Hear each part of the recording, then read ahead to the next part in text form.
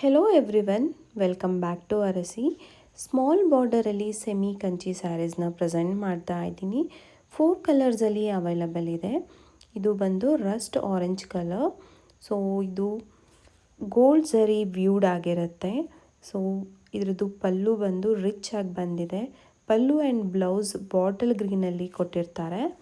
Next sari ಬಂದು purple colour. So ಈ ಎಲ್ಲ saris same design, same pattern and same colour ಕಾಂಬಿನೇಷನಲ್ಲೇ ಇರುತ್ತೆ.